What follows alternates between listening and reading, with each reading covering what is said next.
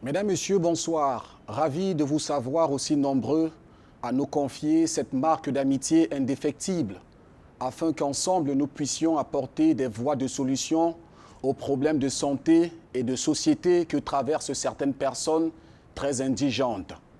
Regard social est un autre regard de faveur adressé à ces personnes qui sont en marge de la société.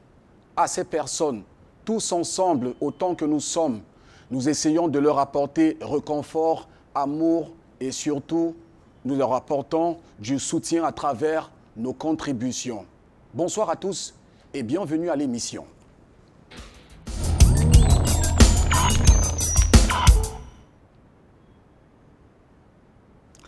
Le cas qui nous préoccupe ce soir est celui de Rosine, jeune femme d'une trentaine d'années, mère d'enfants et surtout une femme qui traverse une phase assez difficile de sa vie puisque la maladie lui a tout pris dans le sens littéral.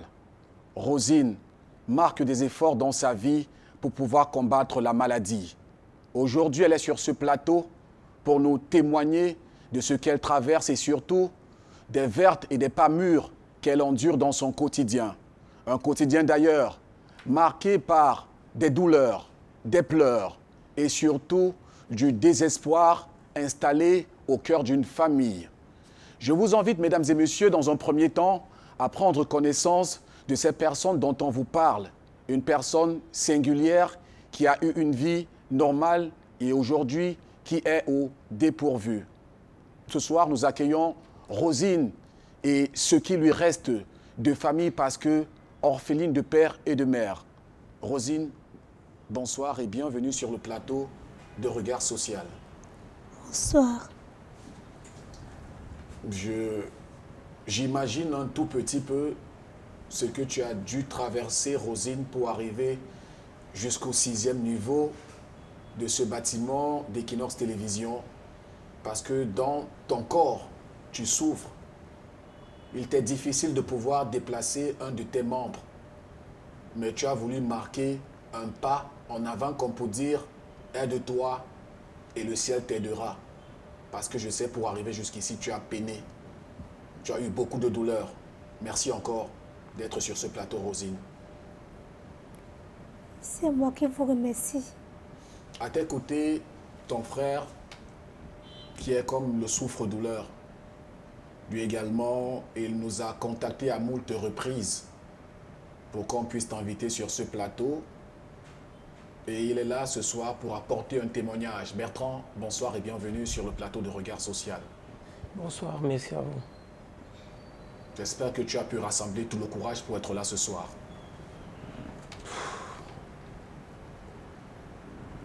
Je n'ai pas le choix. Vous n'êtes pas venu seul, vous êtes venu avec cette dame qui vit et subit les caprices de Rosine dans sa maladie. Elle est une sorte de mère aujourd'hui pour elle. C'est la tante, la mère, la femme, je veux dire, à votre oncle qui est présente avec nous sur le plateau. Bonsoir, madame. Bonsoir, monsieur. Merci d'être sur notre plateau. Merci. Le premier décor ainsi planté, j'aimerais vous inviter, au travers bien sûr des images, à aller vivre le récit de la vie de Rosine. Pourquoi est-ce qu'elle en est là aujourd'hui? Qu'est-ce qui l'a porté jusqu'à cet état physique? C'est au travers de cet élément qui est bien sûr la mainmise de tous les reporters de Regard Social. On revient juste pour la suite.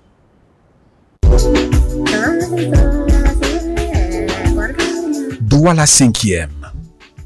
C'est une commune d'arrondissement de la communauté urbaine de Douala. Les différentes couches sociales se côtoient dans cette zone consacrée aux logements sociaux. Parmi elles, les plus misérables. Nous sommes ici à Bonamoussadi, au lieu dit commissariat du 12e. Nous allons, à l'aide de notre guide, faire la rencontre d'un cas social. La fille, au physique tout maigre et aux yeux ressortis, qui s'apprête à nous rejoindre au salon, est Rosine. Son corps a subi plusieurs métamorphoses au cours de sa maladie avant de la rendre ainsi. Je m'appelle Koudi Rosine Félicité. J'ai 36 ans. Tout a commencé quand je sentais une boule dans mon sein droit. Je sentais une boule à l'intérieur. Et cette boule ne me faisait pas mal du tout. Ça, c'était en 2017. Alors, vers la fin de 2017, en allant vers 2018, j'ai commencé à m'inquiéter. Parce que la boule, apparemment, elle prenait du volume. Mais en vérité, il n'y avait pas de grande différence entre les deux seins. C'est donc allé à l'hôpital, la Quintini. On m'a demandé d'aller rencontrer le gynécologue. Le gynécologue Chana, si je me rappelle bien, en 2018. Je rencontre donc le gynécologue qui me prescrit la biopsie, la mammographie, la ponction à la fine aiguille et bien d'autres examens de sang, parmi lesquels il y avait la NFS, le créatine et bien d'autres. Alors, je suis allée faire tout ça.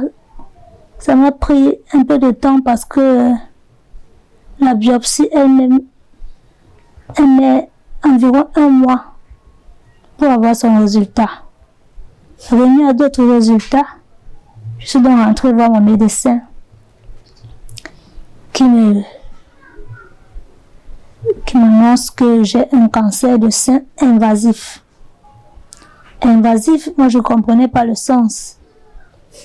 Il m'a expliqué que invasif, ça veut dire qu'il se promène dans le corps sans toutefois révéler une douleur.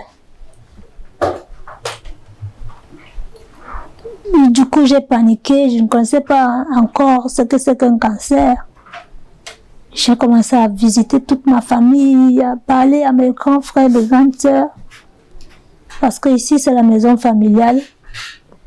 Et chacun qui grandissait quittait la maison, soit pour continuer les études, soit pour travailler. La vie de Rosine dans le passé, avant qu'elle ne fasse la maladie, était celle d'une jeune fille brillante, bien rangée, qui vivait de son petit business. Et ceci, avant que ne survienne le pire dans sa vie. Car Rosine sera affectée d'un cancer. Moi, en ce moment-là, je faisais la ligne. Je vendais les mèches, les greffes que j'achetais au Nigeria. Et je vendais ici au Cameroun. Du coup, après la découverte du cancer, j'étais un peu perdue et j'avais très peur. Parce que le docteur m'avait déjà averti que à ce stade, il va falloir faire les chimios. Même la chimio, je n'étais au courant de rien. Je ne savais pas ce qu'une chimio peut faire. En rendant donc visite à la famille, je leur parlais de la chimio et tout ce que le médecin m'a dit. C'était dur. J'ai mis du temps pour commencer la chimio. J'ai commencé la chimio en 2018 vers 2019. J'ai commencé la chimio. J'ai fait 6 séances de chimio.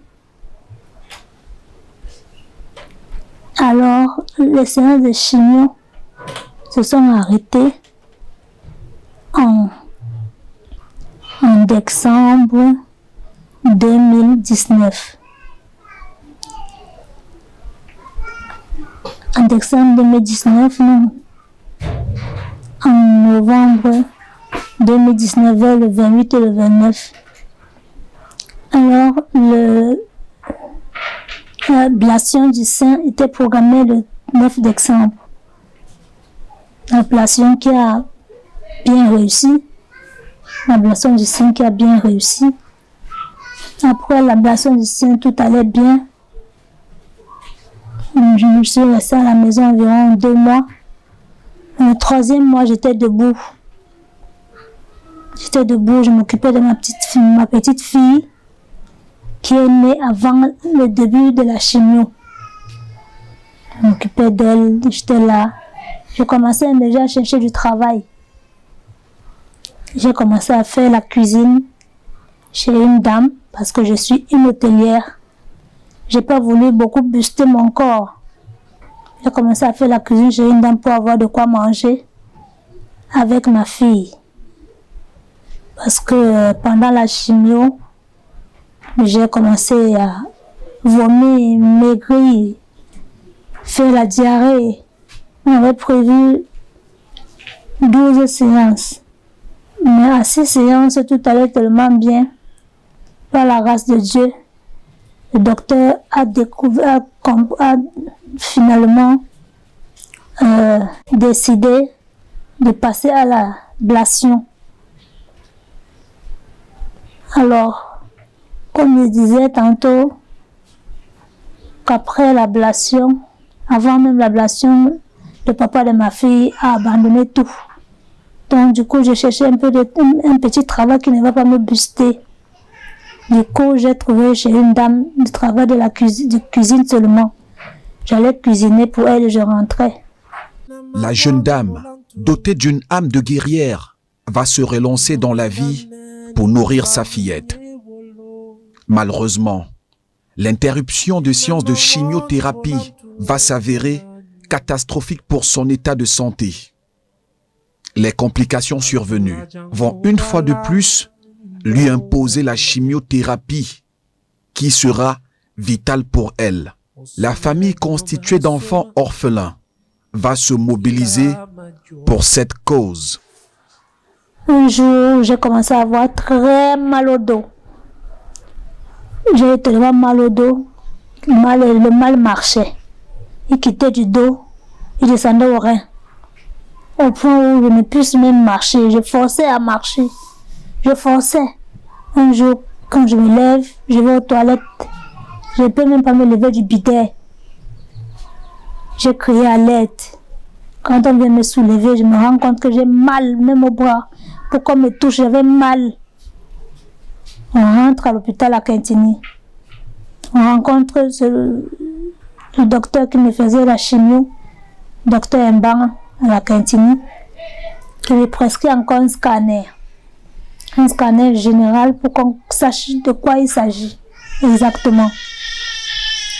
Le scanner nous révèle que ce sont les cellules cancéreuses qui se sont infiltrées dans mes os. Voilà pourquoi j'ai très mal. Alors, le docteur, par la suite de cette information, nous révèle encore que suite à cela, le fait que les cellules cancéreuses se sont infiltrées dans mes os, il faut refaire la chimio. Je crie à Dieu, je dis pourquoi moi? Cette chimio qui tue, cette chimio qui te fait ne pas avoir de vie, tu n'as même pas le goût de manger.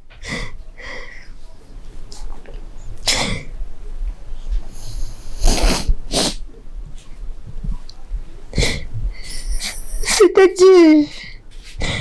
Je suis restée à l'hôpital pendant 3 mois. J'ai fait 2 mois pour reprendre les forces. J'étais faible. Au 3e mois, puisque c'est ma famille qui faisait tout, ils sont encore assemblés et fait la réunion pour commencer encore les chimios, puisque le docteur disait que c'est la seule chose qui peut me guérir, qui peut arrêter cette douleur. J'ai encore serré le cœur la 2e fois. J'ai encore fait 2 chimios. Pendant ces chimios, c'était dur. Je ne pouvais même pas aller aux toilettes. Ils faisaient tout sur moi, sur place, à la Quintini. première chimio, j'ai encore fait la deuxième chimio. Pendant la deuxième chimio,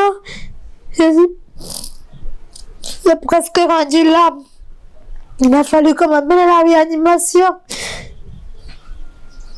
On m'a réanimé, je suis revenue. Quand je suis revenue, le docteur a décidé qu'il faut encore continuer. Moi, je ne pouvais plus. Mais ma famille n'en pouvait plus. Personne n'était d'accord pour que je continue la chimio. Rosine est affaiblie par la maladie qui lui a ravi ses économies, ainsi que celles de sa famille. Elle va donc décider de s'éloigner de sa fille afin d'éviter le traumatisme à cette innocente, car son état physique a radicalement changé. Rosine connaît des crises de douleur qui ne lui laissent presque pas de repos. Cela affecte tout son corps. Je suis comme ça assise. Pas moyen de marcher. Je ne peux pas me lever pour marcher dans le quartier, c'est impossible. Parce que vous avez vu l'entrée de la maison, vous montez les escaliers, c'est dur. Sans me faire accompagner par quelqu'un, je ne peux pas. Je ne sais plus quoi dire. Je sais que c'est dur pour moi. C'est plus dur.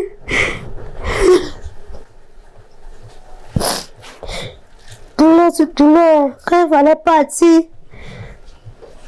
parfois à l'hôpital, expliquer. Quand j'ai mal, quand j'ai les oreilles qui bourdonnent, les yeux qui...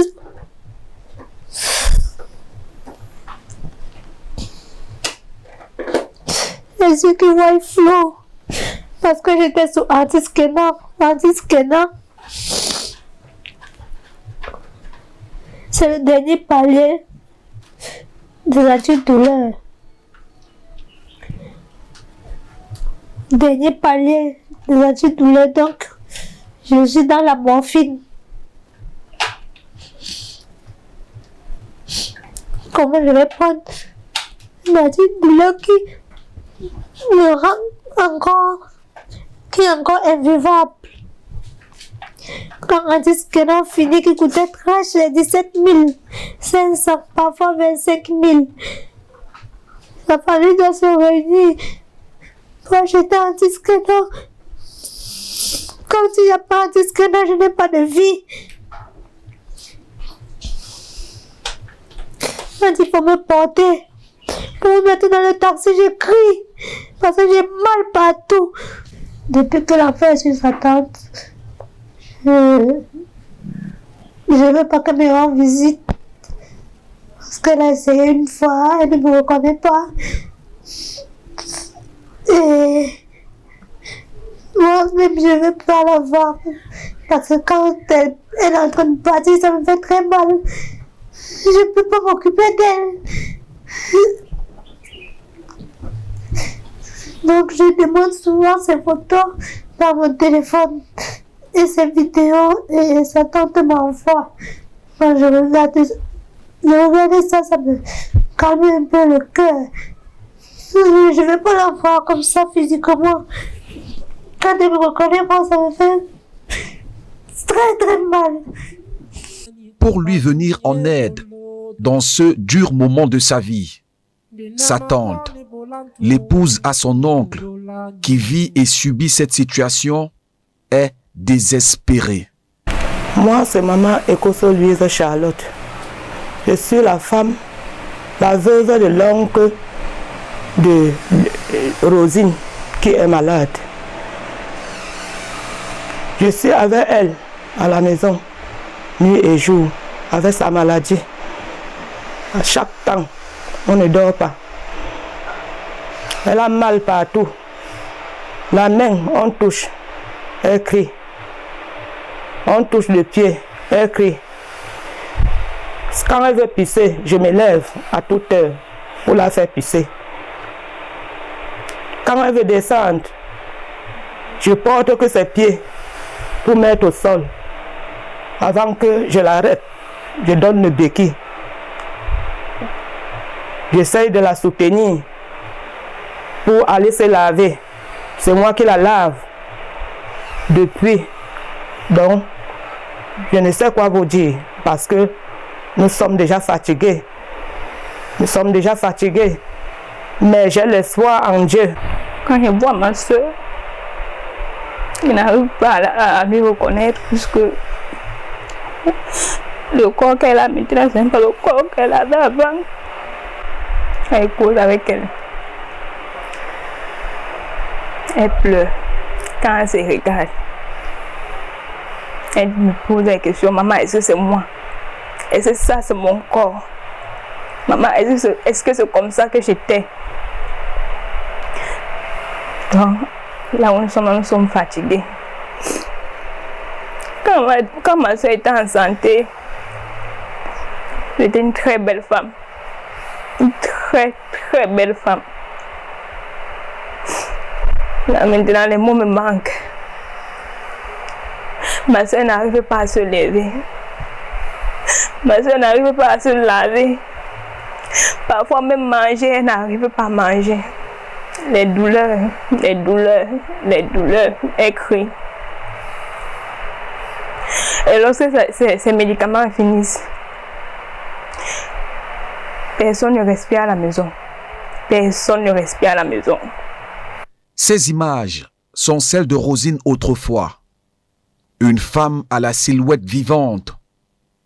Aujourd'hui, ses rations alimentaires lui permettent d'avoir juste de l'énergie. On implore notre pitié afin d'avoir un geste de générosité de notre part pour qu'elle puisse recouvrer la santé. Je vous en prie. Le cas de ma fille, nous voulons l'aide. Nous voulons l'aide parce que ça ne va pas. Moi-même, je suis là, je n'ai rien. Je ne fais rien. Et ce que je me battais, comme elle est malade, moi-même, je suis à la maison, ça ne donne pas. Même à manger, on ne parvient pas.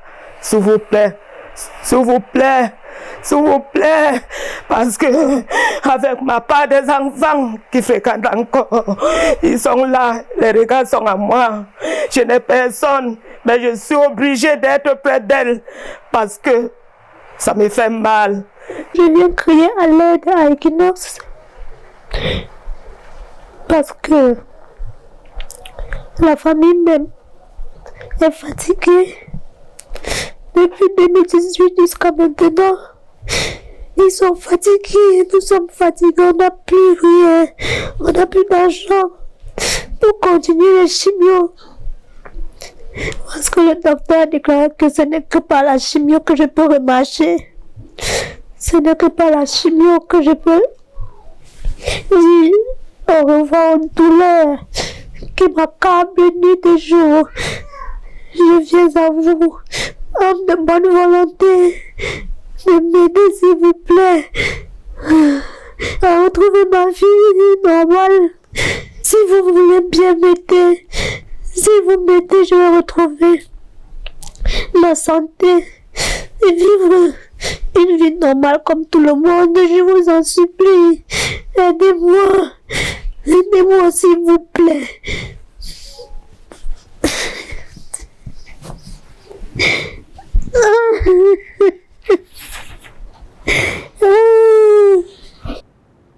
Nyo endane ni kumbanyu nye volodo. Des images assez émouvantes qui traduisent bien sûr ce que traverse cette jeune femme de la trentaine d'années aujourd'hui. Rosine est au bord du gouffre. Si on essaye un peu de faiblir, c'est parce qu'on a une âme sensible. Rosine est une jeune femme comme toutes les autres battantes. Aujourd'hui, elle est en train d'être précipitée vers la mort, vers le tombeau, en raison de la maladie qui l'a affaiblie dans tous les sens du terme. Et aujourd'hui, elle est présente sur notre plateau. Elle a trouvé assez d'efforts pour rassembler son courage et pour être, pas que son courage, mais aussi traverser ses peines et douleurs pour être sur ce plateau. Je le disais encore en entame de cette émission, en propos liminaire. Rosine a fait ce qu'on dit très souvent dans notre jargon familier. Elle a essayé de s'aider afin que le ciel lui vienne en aide. Et les personnes qui puissent opérer le miracle dans sa vie, c'est vous. Rosine est arrivée jusqu'au 6e étage de cet immeuble. Dieu seul sait par quoi elle est passée pour arriver jusqu'ici. Elle a fourni un dernier effort qui aurait pu lui coûter la vie. Elle n'a pas caché sa maladie, elle vient l'exposer à la grande tribune de regard social, en faisant bien sûr confiance à cette famille qui a tissé un lien de solidarité afin de vaincre ce que certaines personnes appellent la maladie, pour donner la chance aux autres personnes humaines comme nous. Sur ce plateau, nous recevons Rosine et sa famille. Rosine est venue nous porter son témoignage de vive voix, surtout partager des instants qu'elle n'a pas pu relater dans ce récit avec nous. Rosine, avec toi, tu as vu ces images de toi. Il y a une première question qui me taraude de l'esprit, c'est celle de savoir combien de temps est-ce que tu as fait sans voir une image de toi dans cet état de maladie?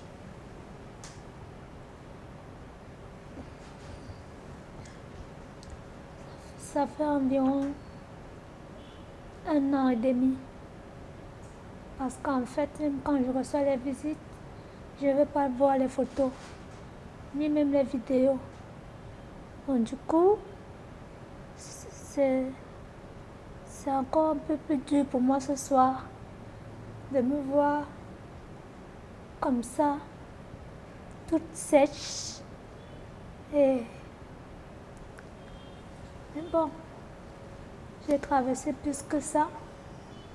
Je prie que l'Éternel me donne encore des forces pour pouvoir arriver au bout. Le bout, c'est retrouver ma santé.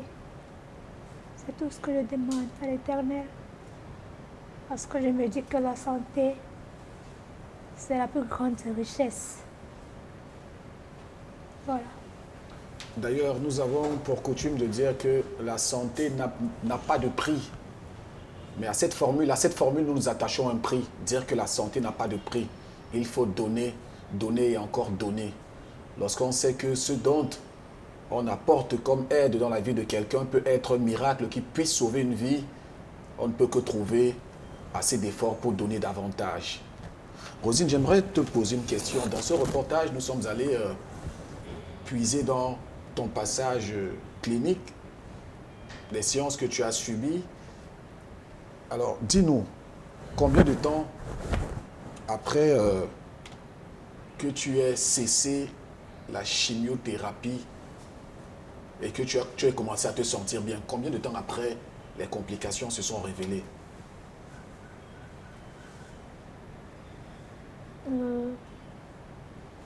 Puisque l'ablation c'était en décembre 2019, tout allait bien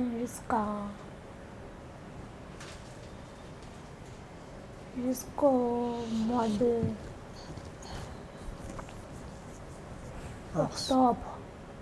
octobre 2019, que j'ai commencé à sentir des douleurs. Je me suis fait interner. Non, octobre 2020. Jusque je quitte de décembre à janvier jusqu'à octobre 2020. Quand j'ai commencé à sentir des douleurs au dos, au rein. Et puis, je me suis fait interner en décembre. Donc, j'ai supporté ces douleurs à la maison jusqu'en décembre 2020. Alors, je me suis fait interner le 28 décembre à la Quintini. Le 28 décembre à la Quintini, oui, jusqu'en février 2021. Jusqu'en février 2021. Alors, quand je sors de l'hôpital, je ne pouvais pas du tout marcher parce que pendant les 3 mois à l'hôpital, Il s'est avéré que je perdais un pied. Déjà, je sentais très mal dans ce pied droit, dans le pied gauche.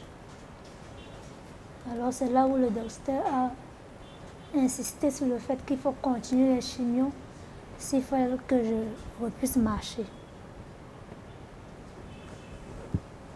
Mais en ce temps, nous étions très faibles et aussi le manque de finances m'a permis de rester à la maison jusqu'à ce que le mois dernier, je crois, le mois dernier ou le mois passé, quand je suis allée refaire, je me sentais très mal et je suis allée rencontrer mon docteur qui nous a prescrit encore le scanner. On y arrivera, mais avant ça, j'aimerais, puisque dans un premier temps, après l'ablation, après que tu aies subi quelques séances de chimiothérapie, tu as commencé à effectuer un travail qui te permettait de pouvoir joindre les deux bouts. Alors, les séances ont été interrompues. Après combien de temps les complications sont survenues, puisque tu travaillais déjà? J'ai fait les séances avant l'ablation. J'ai fait les séances de chimio. Oh, j'ai très mal. J'ai fait les séances de chimio jusqu'en novembre 2020. Je ne sais plus si c'est ça, mais je crois que c'est ça. Jusqu'en novembre 2020, 2019. 2019, je crois. Et c'est un peu dur pour moi parce que parfois j'oublie, Oui. et puis ça revient, et puis ça part. Celle qui était là pour tout faire, elle n'est plus ici, elle est à Gaoundéré. Elle sera sur le plateau avec nous. Parce qu'elle maîtrise ça plus que moi. Moi, j'ai oublié certaines choses. Mais je ne pense pas avoir oublié toutes mes dates qui ont été plus cruciales pour moi. Comme je disais, j'ai terminé les séances de chimio jusqu'en novembre 2019. Alors il fallait passer à l'ablation. L'ablation du sein était programmée environ 2 semaines, voire 3 semaines après les séances de chimio. Alors l'ablation du sein était programmée le 9 décembre 2019. Après l'ablation du sein en 2019,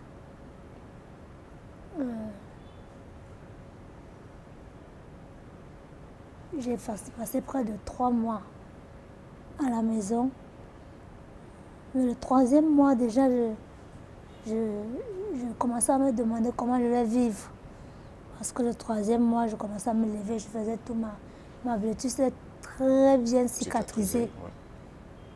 Donc c'est au 3e mois que j'ai commencé à chercher du travail.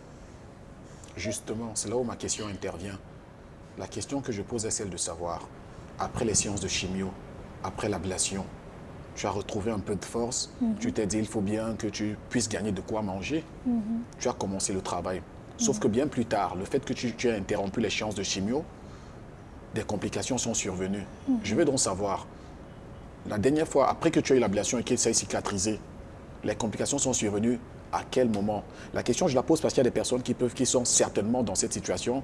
Il faut qu'elles comprennent, parce qu'on a aussi un but pédagogique dans cette émission. Donc, après les séances de chimio, après l'ablation, tu as retrouvé des forces pour pouvoir exercer un métier. Les complications surviennent combien de temps bien après? Environ, puisque j'ai commencé le travail, je ne me rappelle plus de la date où j'ai commencé le travail. Tout ce que je sais, c'est que vers octobre, j'ai senti mal. À la sortie de l'hôpital, on était au mois de février, je crois.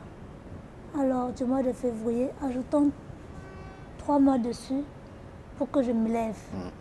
J'ai travaillé jusqu'en octobre où j'arrête par rapport aux complications. Oui. En octobre 2020. Non, oui. En octobre 2020, je commence à avoir les complications. Je supportais, je forçais. Mais il y a eu un jour, comme je vous ai dit, que je suis allée aux toilettes, je ne pouvais plus me lever. Du coup, je suis rentrée à l'hôpital. Et à l'hôpital, de nouveaux examens vous ont été imposés. Vous les avez traversés. Oui. Pendant lesquels j'ai été hospitalisée, c'est ça. J'ai été hospitalisée. Et Au sorti des résultats des examens, on vous a dit il faut forcément que vous repreniez avec des séances de chimio. et voilà. J'ai du mal à comprendre quelque chose. Tout à l'heure, dans ce reportage, tu te plaignais sur la chimio. On va peut-être voir ça avec les experts, ce que c'est véritablement la chimio. Quelle est ta crainte dans la chimiothérapie? Comment ça se passait, ça se manifestait sur toi? Il y en a qui ne sont jamais passés par là. La chimiothérapie, dans un premier temps, on se sent très faible. Très faible. Et le deuxième comment on appelle ça, effet secondaire de la chimio, c'est la perte de sang. La chimiothérapie, je vais dire, c'est quoi le mot qu'il faut bien employer pour... Nous aurons les experts pour nous dire comment toi tu vivais ça dans ton corps. J'avais constamment le manque de sang. Le manque de sang, j'étais très affaiblie. J'avais tout le temps à la maison parce que pendant mes chimios, j'allais les faire et je rentrais. Donc à la maison, tu as envie de vomir. Parfois, tu fais la diarrhée. Parfois, c'est des vertiges. Et dans environ 1 semaine, 2 semaines, ça s'arrête. Jusqu'à ce que l'autre séance vienne s'ajouter encore. En fait, quand on vient de faire l'acte de la chimio, ça passe par les veines, c'est comme une perfusion. Ça ne réagit pas immédiatement. Moi, j'avais environ 4 jours où j'ai l'impression que tout va bien. À partir du 4e jour au soir, jusqu'au 5e jour environ, ça prend 2 semaines, voire 2 semaines et demie, ça s'arrête. Il faut être en forme pour reprendre la chimio qui suit. Prochaine séance. Voilà. D'accord. On va te ménager, on va aller à mon extrême gauche pour nous entretenir avec Madame Écossais Charlotte, qui est ta tante d'ailleurs, qui est celle auprès de ton chevet, qui partage tes journées avec toi. Madame Écossais Charlotte, c'est vous qui êtes carrément, on va dire ainsi, la personne qui garde le malade, ou encore la malade qui est Rosine. C'est quoi ses préférences à menu? Qu'est-ce qu'elle mange facilement? Est-ce qu'on lui a imposé des repas, puisque c'est vous qui tenez la maison? Qu'est-ce qu'elle mange facilement? Ce qu'elle mange facilement, c'est les fruits, comme la papaye, les oranges. Et elle boit aussi la bouillie donnée par le miel. Elle essaie aussi de manger un peu de couscous. Comment se passent vos journées avec Rosine? Elle se plaint trop? Quelles sont les douleurs qui reviennent régulièrement? Elle se plaint d'habitude de quoi dans son corps? Elle se plaignait de maux de tête. Quand elle reste, même pour la vision, la lumière. Donc, quand il y a la lumière, elle ne supportait pas. Elle ne supportait pas. Et quand il faut pisser, il faut que je la soutienne, crie quand je la touchais le corps, que je porte le pied pour mettre au sol, elle crie. La main est crie. Donc, Elle vit, Bertrand, Rosine vit des douleurs régulièrement. Tu es son frère. Qu'est-ce que vous faites pour que ces douleurs puissent être atténuées? Qu'est-ce que vous faites? Qu'est-ce qu'elle prend concrètement comme médicament? Et combien ça vous coûte, vous, dans votre bourse? Vous êtes une famille d'orphelins, plus de père, plus de mère. Vous êtes entre des enfants aujourd'hui, il faut s'entretenir, il faut être solidaire. Comment est-ce que vous vous prenez pour lui acheter des substances qui lui permettent de passer sa douleur? Et qu'est-ce qu'elle prend d'ailleurs comme médicament? Rosine vit sous antibiotiques. Antidouleur, je veux dire. Anti-inflammatoire. Il y en a un qui a un nom de... C'est... Antiskénan. Lui coûte entre 15 à 17 000. Et il faut faire parfois le tour de la ville pour trouver une pharmacie pour lui acheter ça. Quand il n'y a pas Antiskénan, on va du côté de Bingo pour lui chercher la morphine. Elle est sur morphine. Oui. Actuellement, elle était sous morphine il y a 2 semaines. Mais la morphine aussi est finie sur le marché. On lui a trouvé Antalgex. Antalgex. C'est très pénible. C'est douleur, c'est plainte. Elle est devenue comme un enfant, comme un bébé.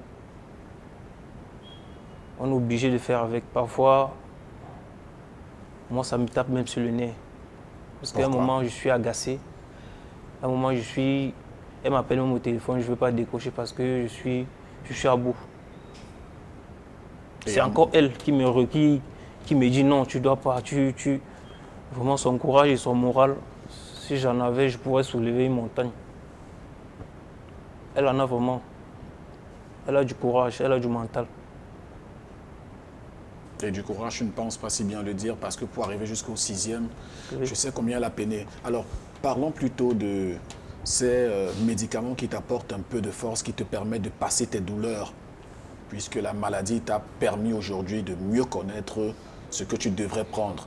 Au départ, comme antidouleur, par quoi est-ce que tu es passé? Je suis passée par, à la sortie de l'hôpital, un médicament de relais. Parce qu'à l'hôpital même, je prenais les Trabar, diclofenac, tous les jours les piqûres. Donc j'ai signalé à mon médecin que je ne pouvais plus supporter les piqûres parce que j'avais des bosses partout, soit aux cuisses, soit aux fesses, soit à l'épaule. Alors il m'a mis sous Antiskénan. Antiskénan qui est aussi une morphine, mais seulement elle est en gélule. Après un moment, Antiskénan, justement, avec Antiskénan, après quelques mois, bien de longs mois, environ 6 à 7 mois, voire 8. Oui, je ne pouvais plus supporter la lumière. J'avais mal aux yeux au point où nous sommes allés consulter un ophtalmologue. Il a prescrit des lunettes parce que j'avais, je ne sais pas comment on appelle ça. Je lis très bien, même à distance, mais sauf que j'ai un problème de lumière. Et j'avais les oreilles qui bourdonnent, toujours ça bourdonne. À la maison, les gens avaient de la peine à visionner. Moi, je n'avais pas envie de visionner, rien du tout. Sauf que je suivais souvent les louanges qui vont me donner la force pour résister. Donc, je suis allée signaler. Mais pour aller signaler, j'avais très mal ce jour et il n'y avait plus d'Antiskénan. Plus rien, parce que tous les autres, je les ai traversés. Ça veut dire que ça avait plus d'effet sur toi? Voilà. Mon docteur lui-même, je n'ai pas son numéro, il n'a jamais permis que j'ai son numéro. J'ai appelé celle qui me faisait l'acte de la chimio, une infirmière à la Quintini, qui s'appelle Ange. J'avais son contact parce qu'elle était très, très attentive quand je faisais ma chimio. Elle m'apprêtait correctement. Alors Ange m'a dit, Il n'y a rien que tu peux faire. Si tu ne peux pas appeler ton docteur, essaie d'aller voir Bingo comme on t'a conseillé. Un de mes visiteurs m'a conseillé d'aller à Bingo. J'ai encore serré mon courage et mes douleurs. Nous sommes arrivés à Bingo, mon petit frère et moi. À Bingo, on me dit, pour calmer tes douleurs, tu vas prendre la morphine. Et à Bingo, quand le docteur me prend et me consulte, il m'envoie chez le major. La major elle-même avait du mal à changer mon médicament. C'était très compliqué pour elle. Elle a donc appelé le docteur Dina. Docteur Dina, c'est le chef de district de l'hôpital, de district de Bonasama. Alors, elle qui prend le téléphone, je lui explique ce que je ressens. Elle me met sur la même chose, la morphine, mais sauf que cette fois, elle est en sirop. Est-ce que c'est plus digeste que tous les autres, tout ce que tu as pris bien avant? Est-ce que c'est plus digeste pour toi? Ça passe facilement? En disque, non plus. En sirop? Je parle de cette morphine en sirop. Oui, mais seulement, elle avait un problème. Il va la prendre chaque 4 heures après. Et comme j'oublie, et que parfois maman n'est pas là, parfois elle a endormi, et les enfants sont en train de visionner, parfois je suis couchée, je m'endors. C'est la morphine. Je ne suis pas faite en faire quand même. Elle devrait me faire dormir. Alors je m'endors parfois ou j'oublie de prendre la dose qui suit. Mais après, je prends, à l'heure où je me réveille, je regarde l'heure, je compte moi-même, et puis je reprends encore la dose qui suit, quoi. D'accord. Oui, c'est du matin de 6h jusqu'à 22h, chaque 4 heures. D'accord, on va te ménager. Madame Ekosé Charlotte, j'aimerais savoir, elle se plaint régulièrement des douleurs qui traversent son corps. Est-ce qu'il y a un moment de répit où vous avez la chance, je veux dire, l'occasion de changer, de rire? Est-ce que vous avez d'habitude des moments où c'est la joie à la maison? Est-ce que vous avez des brefs moments de joie, si on peut dire ainsi? Oui, parce que quand elle se plaint, je cause avec elle. Je la parle de ne pas se plaindre parce que ça arrive. Et il y a le temps, toute chose a son temps. Donc, pour qu'elle serre le cœur, le bon Dieu va la soutenir. Donc, on cause ensemble. Après, elle change. Elle me dit que ma causerie lui donne le courage. Et oui. Elle se plaint au-delà de sa maladie. De quoi se plaint-elle d'autre? Le fait qu'on ne lui rende pas visite? Est-ce que ses amitiés sont parties? Ou alors c'est son physique? Le fait que ça a changé, son corps est changé? Elle se plaint de quoi d'autre en dehors de la maladie? Elle se plaint de quoi d'autre? Elle se plaint si les gens sont comme la famille, les sœurs, s'ils ne viennent pas près d'elle chaque temps. Je lui dis non, ne te plains pas. Quand je suis là, nous sommes à la maison. Eux, ils sont de leur côté. Dieu t'aime. Parce que si Dieu ne t'aimait pas, c'est que peut-être on t'a déjà abandonné depuis. Mais nous sommes toujours là près de toi. Je lui dis toujours qu'elle ne se plaigne pas. Et elle me comprend, elle reste tranquille. Alors, nous sommes sur le point d'arrêter cet entretien pour la première partie de cette émission. J'aimerais que vous délivrez un message. Vous regardez la caméra, vous adressez votre message aux âmes de bonne volonté qui nous regardent dans et au-delà du pays. Ils sont dans le monde entier. Ils regardent ce programme qu'ils portent à cœur d'ailleurs. Quel est le message que vous adressez à ces gens qui vous regardent afin qu'ils puissent venir en aide à votre fille, à votre nièce? Regardez cette caméra-là. Je remercie beaucoup le Seigneur qui a permis que nous soyons ici aujourd'hui. Vraiment, c'est difficile pour nous de tout ce qu'on subit. S'il vous plaît, je m'agenouille et je demande pardon pour que l'aide pour ma fille.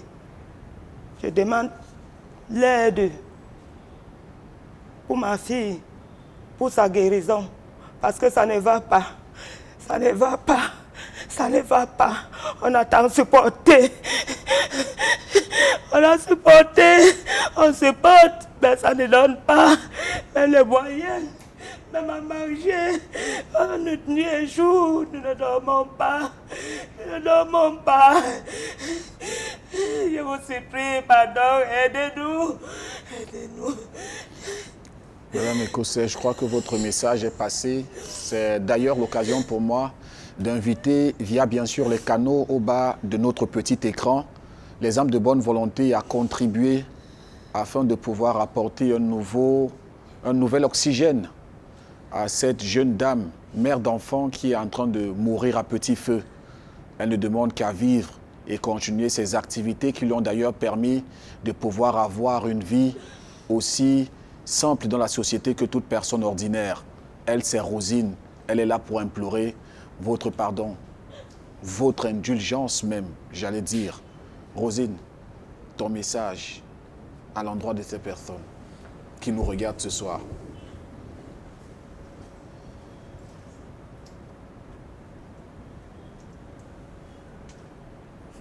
Nous t'écoutons, Rosine. Je vais d'abord dire merci au Seigneur. Merci à Equinox TV. Merci à Dieu qui me donne tous les jours un peu de force pour pouvoir commencer la journée, la terminer, me coucher et être surpris que je suis encore debout le matin qui suit. Mais est-ce que c'est alors une vie de ne pas pouvoir élever ses enfants soi-même? Est-ce que c'est alors une vie de ne pas pouvoir se débrouiller soi-même? Je ne peux parler, je suis fatiguée. Tout ce que j'ajouterais,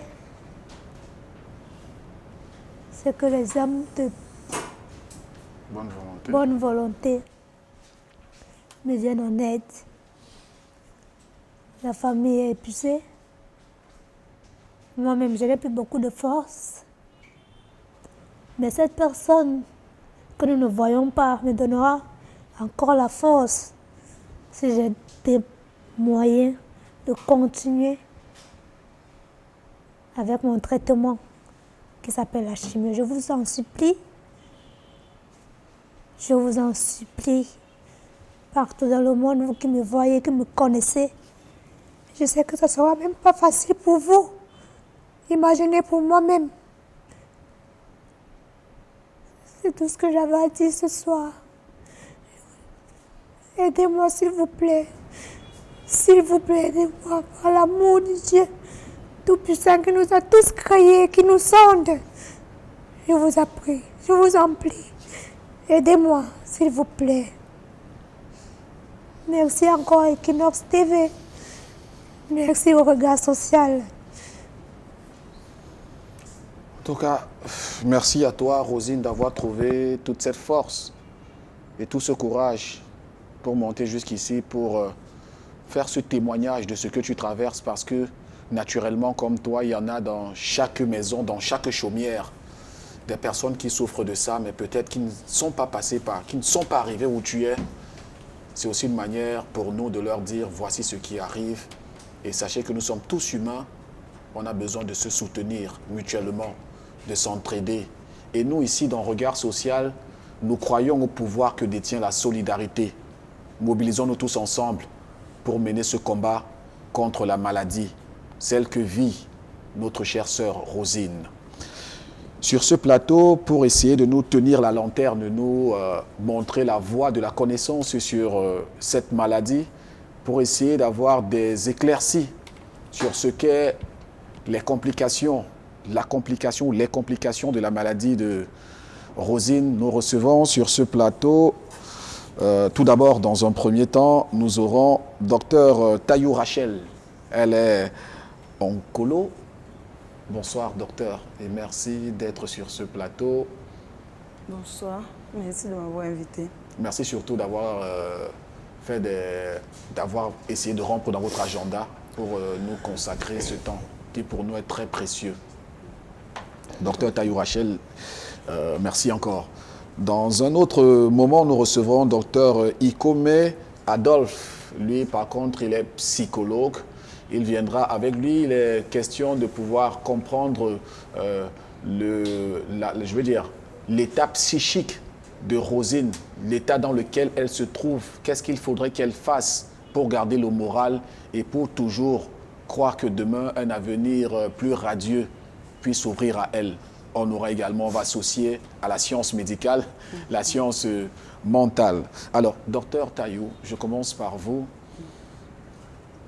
On va revenir un tout petit peu, ce sera basique pour tout le monde, mais je pense que nous avons aussi une mission pédagogique dans cette émission.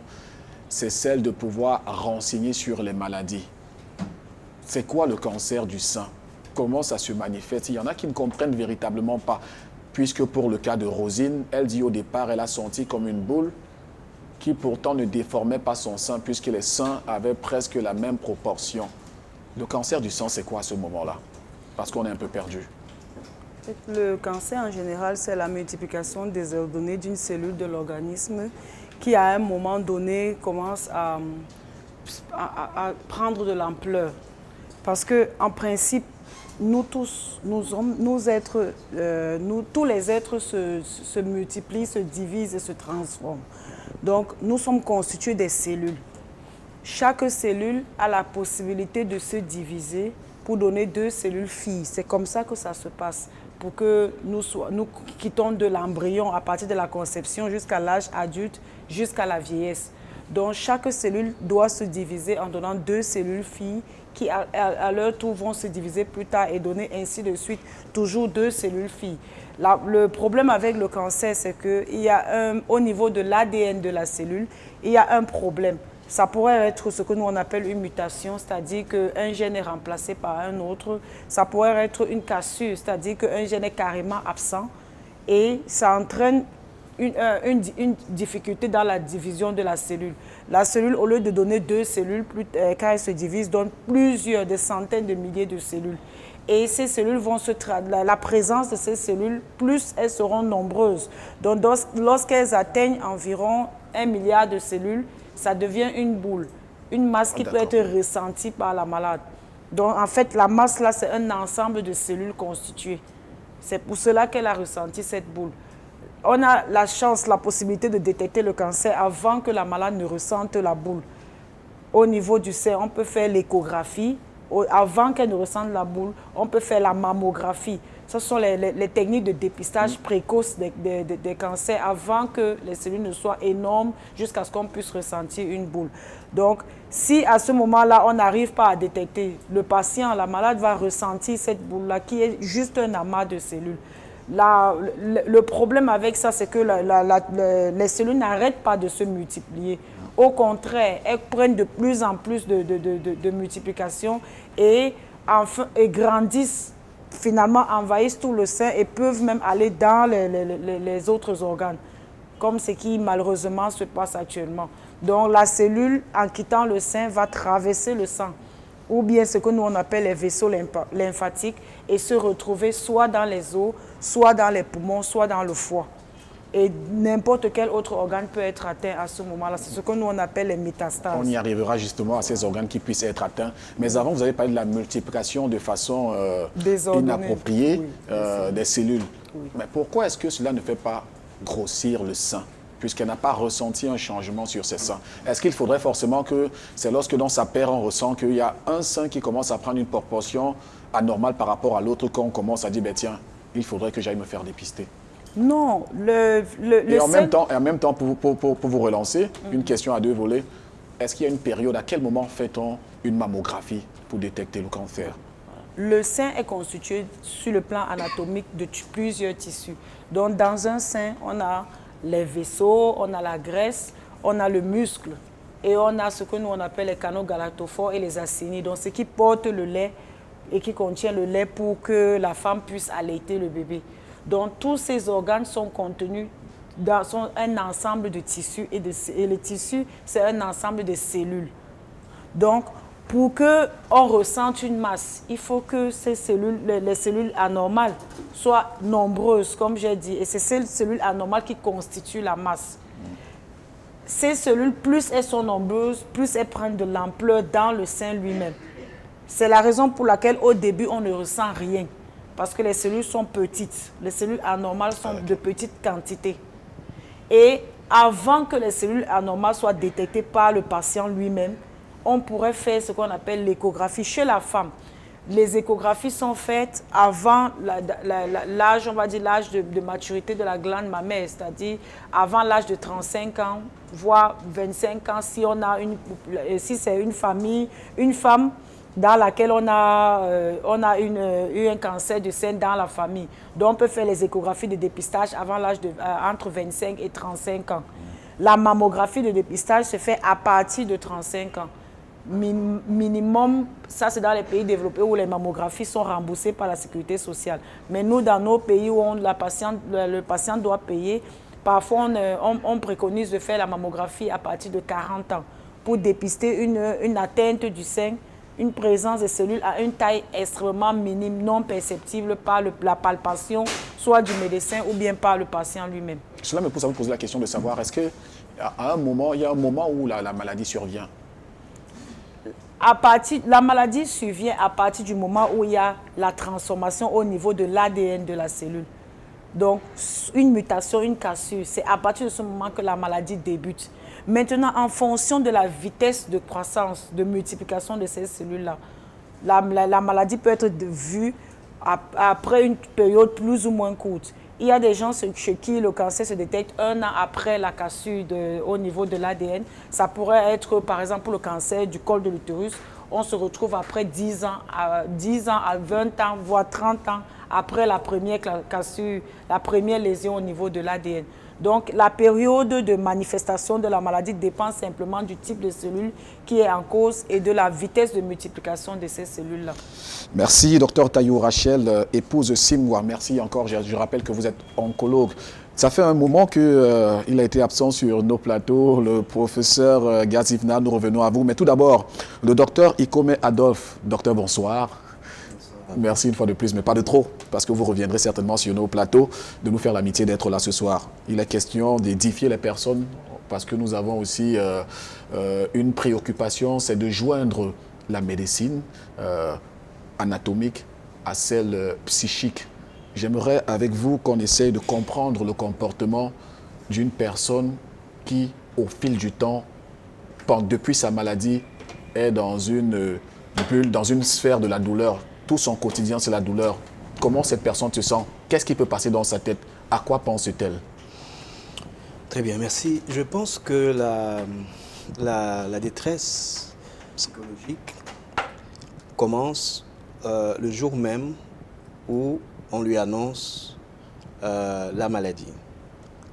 Et la nature de la maladie, il s'agit là d'une maladie qui est considérée comme étant une maladie assez grave. Généralement, les individus peuvent percevoir une maladie comme étant grave en se basant sur des faits réels, en se basant sur ce qu'ils ont vu chez d'autres personnes, ce qu'ils ont entendu, ce qu'ils connaissent de la maladie. Et d'autres peuvent se imaginer tout simplement, même sans avoir suffisamment de connaissances sur la maladie, ils peuvent imaginer que c'est une maladie assez grave. Dans son cas à elle, il y a eu cette annonce du cancer qui a tout de suite chez elle créé de l'angoisse,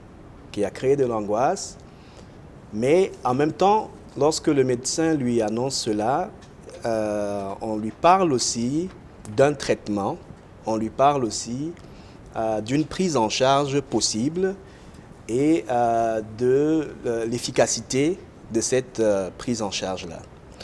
Ce qui crée chez elle de l'espoir, ce qui crée chez elle une attente qui est de retrouver la guérison, parce que c'est de ça que la famille parle, c'est le terme qu'elle utilise et le terme que la famille utilise. Mais sauf que d'un côté, il y a cette attente de retrouver la guérison, de prendre le traitement qu'il faut, mais la nature du traitement aussi suscite chez elle encore une autre angoisse. Parce qu'il s'agit d'un traitement assez lourd, avec de nombreux effets secondaires. Et les termes qu'elle utilise pour parler de ce traitement, à l'époque où on lui dit qu'elle va passer par là, elle évoque pour la première fois la notion de ce traitement qui tue les gens. Comprenez? Donc il y a déjà ça qu'elle a comme une psychose déjà, comme représentation tout à fait terrifiante du chemin qu'elle va devoir suivre pour arriver à un soulagement, pour arriver à un mieux-être. Ce qui fait qu'à partir de ce moment, elle doit se blinder, entre guillemets, c'est-à-dire elle doit se constituer une sorte de carapace, quelque chose qui lui donne le sentiment d'être assez forte pour affronter cela, ce traitement-là. Et puis, je pense qu'on a noté à la fin son frère qui a parlé de sa force, de son courage. Dans son récit à elle, on voit que c'est quelque chose dont on lui a fait l'annonce il y a longtemps, près de 5 ans déjà. Et la durée de la maladie fait que, sur un plan psychologique, elle a comme une sorte d'expérience, n'est-ce pas? Elle a pu déconstruire aussi un certain nombre de choses qu'elle avait comme peur, comme angoisse avant. Elle a pu déconstruire ça parce qu'elle s'est rendue compte, elle dit, elle est surprise de se coucher et de se rendre compte le matin qu'elle est toujours en vie. Et donc ça, quand elle fait ce constat-là, ça provoque aussi généralement des remaniements au niveau de la tête, de sa façon de penser, de la manière de voir la maladie et tout ce qu'on lui apporte comme soins, comme attention sur le plan médical. Est-ce que cela lui permet de mieux combattre la maladie? C'est une très bonne question parce qu'en fait, quand on est confronté en tant qu'être humain à une situation difficile, on doit mettre en place ce qu'on appelle des stratégies de coping, c'est-à-dire qu'on va mettre en place des stratégies pour faire face, pour pouvoir surmonter. Il est question là de surmonter quelque chose. Et maintenant, à ce niveau, on peut choisir d'adopter une stratégie où on est conscient dès le premier coup du caractère assez grave de la situation, on accepte cela et on essaye plutôt de gérer les émotions qui en découlent. C'est-à-dire qu'on commence à se dire des choses pour que ces émotions-là négatives qu'on ressent en ce moment soient surmontées et pour qu'on ait de la force d'aller de l'avant. Mais dans son cas, elle, il semble qu'elle ne soit pas dans une stratégie centrée sur les émotions, mais plutôt une stratégie qui est centrée sur la situation. Parce qu'on est dans l'idée de vouloir changer la situation. Et quand j'ai suivi le récit qu'elle a fait et tout ce qui a été dit sur son parcours, je me suis dit, le médecin a donné un traitement, mais je pense que à travers ses dires aussi, il a pris en charge quelque part l'aspect psychologique chez elle parce qu'il crée un espoir qui lui permet de dire « Ok, je vais mettre de côté tout ce que je peux ressentir émotionnellement, physiquement et je me dis « Voilà, ça va changer demain. Si j'ai le traitement qu'il faut, je vais me porter mieux, je vais reprendre ma vie d'avant. Je vais retrouver celle que j'étais. » Alors, professeur, docteur, je rappelle tout d'abord que vous êtes psychologue clinicien. Ça vaut le coup de le mentionner. J'aimerais savoir, est-ce que l'angoisse aurait pu influencer son état de santé, le fait qu'elle soit angoissée régulièrement? Le fait qu'elle soit anxieuse et dépressive, on sait aujourd'hui que c'est des phénomènes qui ont un impact sur la réponse immunitaire des individus. Donc, il est important, quand une personne, sur le plan physique, somatique, fait face à de telles difficultés, de prévenir aussi ces deux phénomènes-là qui vont contribuer, s'ils se présentent, à la fragiliser, à la fois sur le plan mental, mais même sur le plan physique, sur le plan somatique également. Donc, c'est important d'évaluer, de surveiller ces aspects-là également. D'accord. Merci, docteur. Professeur Gadifna, merci d'être là. Ça fait un moment, on vous a perdu de vue. Merci d'être revenu sur notre plateau pour nous apporter votre expertise, d'ailleurs, qui est la bienvenue et qui nous apporte beaucoup plus dans nos connaissances. Alors, professeur, vous êtes sociologue. Avec vous, on va aborder un tout petit peu le volet social de la chose, de la maladie, du cancer. Tout d'abord, qu'est-ce qui explique le fait que les cancers soient plus présents dans nos sociétés et en même temps, pourquoi le cancer est égal à fatalité dans la société? Okay. Je vous remercie de l'invitation. Je crois que j'ai fait ma rentrée de programme au niveau des regards sociaux. C'était le début d'année, ce n'était pas évident de concilier les tâches administratives et académiques et même peut-être les tâches sociales. Mais je crois que le plus important, c'est que je sois sur le plateau et que cette reprise soit une fois pour toutes la bonne. Et peut-être vous me donnerez d'abord le prétexte puisque nous parlons d'un cas féminin et que nous sommes encore dans le mois de mars qui est dédié à la journée de la femme. Je voudrais redire encore toutes mes félicitations et tous mes voeux de bonne fête à toutes les femmes qui sont soit nos femmes, soit nos épouses, soit nos filles, et qu'elles prennent la dimension suprême de ce qu'elles sont l'essence, le sens et la quintessence de l'humanité, parce que tout être humain est le fruit d'une délivrance des entrailles d'une femme. Donc je voudrais que ce ne soit pas quelque chose de ponctuel, mais que ce soit étalé, que chaque jour que nous puissions magnifier, que nous puissions sanctifier, que nous puissions glorifier, que nous puissions relever la femme, un peu comme nous le ferons dans notre approche de magnanimité, de générosité, de mansuétude, de philanthropie, à travers cette légende féminine qui, pour la circonstance, est Rosine sur le plateau. Maintenant, pour revenir à... Docteur, permettez-moi, j'aimerais passer par la politesse. Vous n'étiez pas sur ce plateau pour ce cas. Au dernier moment, peut-être, on n'a pas eu l'information. Il faudrait mieux que je vous fasse déjà mes excuses tout d'abord. Et puis, pour aller dans le sens de ce que vous disiez tout à l'heure, je pense que la femme est une divinité. Parce que si Dieu crée, la femme procrée, pour aller dans votre sens. Maintenant, je suis avec vous sur les questions... Voilà. C'est exactement pourquoi la légende nous dit que ce que femme veut, Dieu le veut. Et les hommes doivent le faire pour sortir Rosine de cette situation. Maintenant, pour revenir à l'épineuse question, je crois peut-être que dans des connaissances de la sociologie de la santé, je pourrais dire un mot en disant que la prolifération des cancers relève peut-être d'une approche alimentaire ou bien diététique. Je l'ai dit sous le contrôle peut-être des médecins. C'est davantage ce que nous mangeons. Et la sociologie de la santé dispose que de plus en plus, notre alimentation n'est pas bio. Et effectivement, c'est donc ce ferment de ce qui est artificiel, de ce qui n'est pas bio, qui fait que les cellules ont tendance à se développer dans un sens ou dans un autre, ou alors dans une approche d'excroissance comme ça a été développé par le médecin panéliste du plateau tout à l'heure. Donc je crois que davantage l'anomie, la maladie ou le dysfonctionnement est créé par ce que nous mangeons. Et naturellement, il faudrait tenir compte des malformations qui peuvent être génitales ou qui sont peut-être héréditaires. Donc voilà les trois issues de causes possibles. Donc l'hérédité, l'alimentation et peut-être la conjoncture qui fait que nous développons quelquefois certaines anomies. Mais il y a aussi, je crois, des malformations qui sont innées. Nous naissons également avec cela. Donc voilà les 4 pistes que la sociologie de la santé déblaye en ce qui concerne les maladies. Pourquoi assimilons-nous toujours le cancer en Afrique?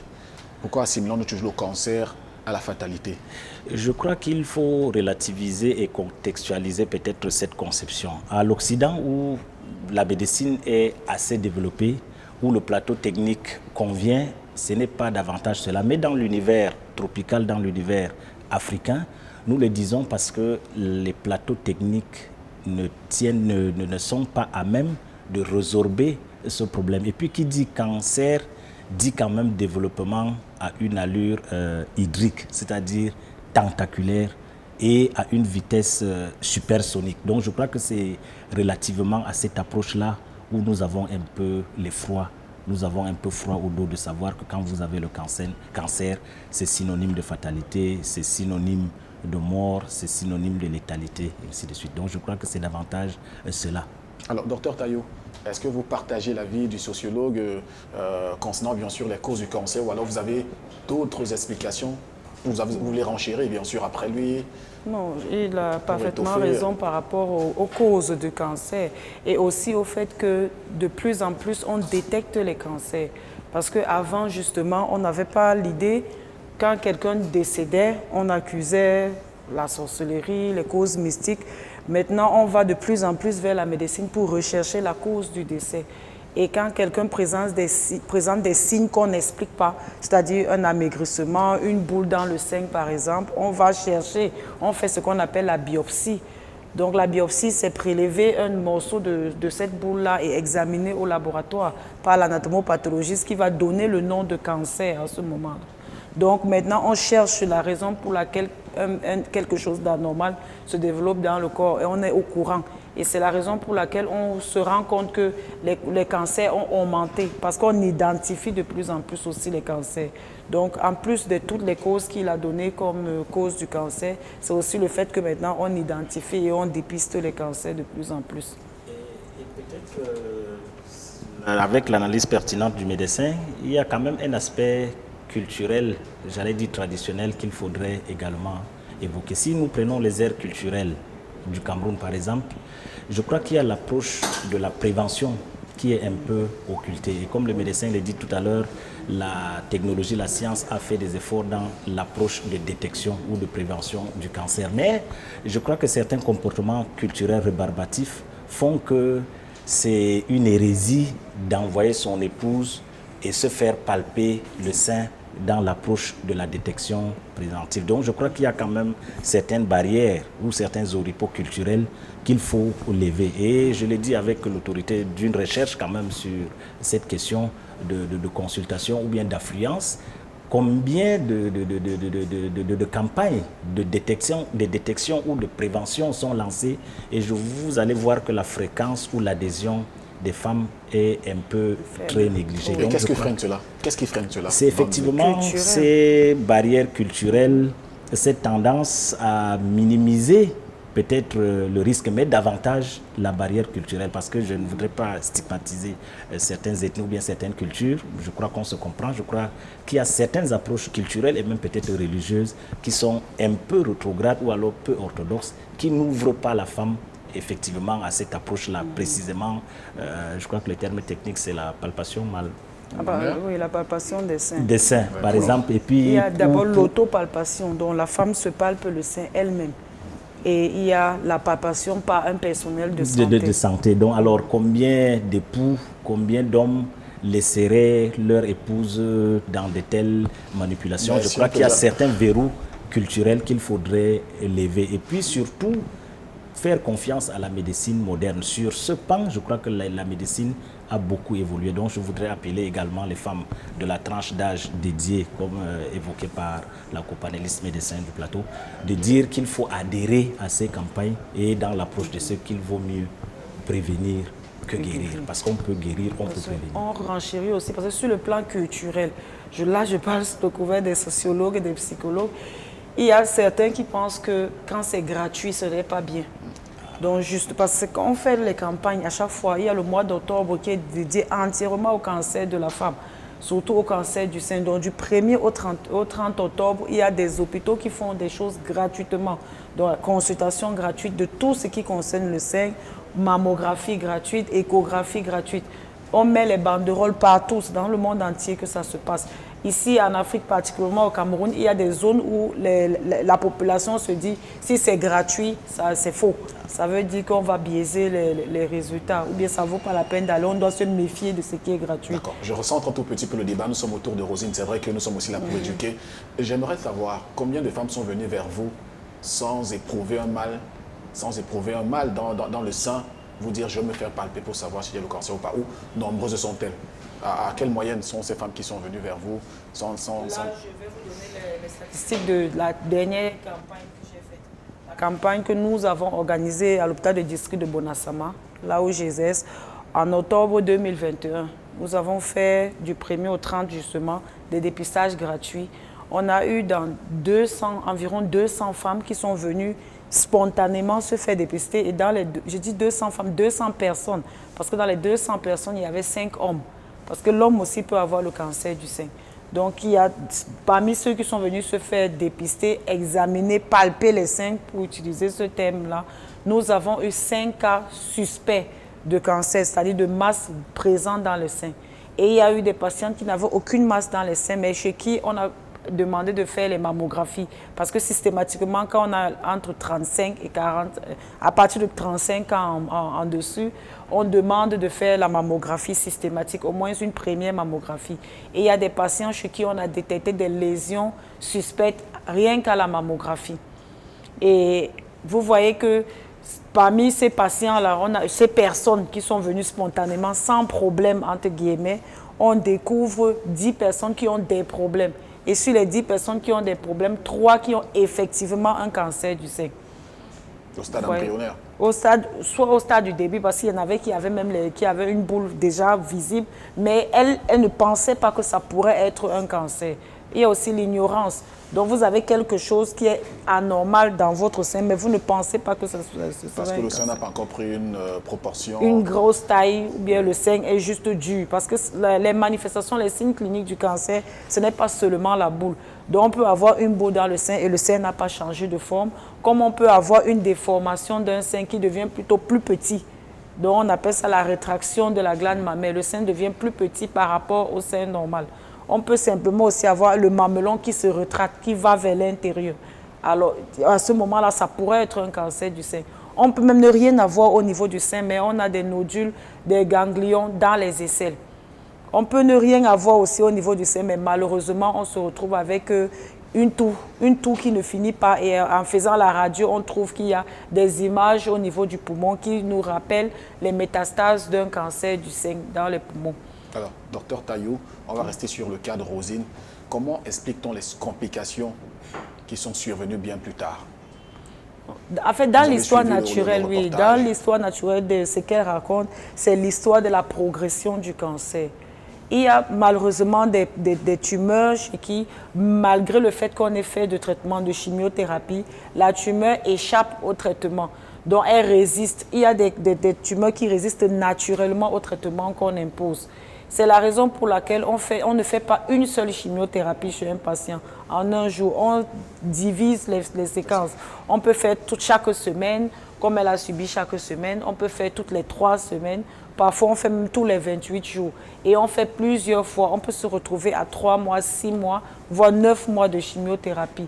Et en plus de la chimiothérapie, on a associé, on a associé l'opération chirurgicale dont elle a parlé, la mastectomie.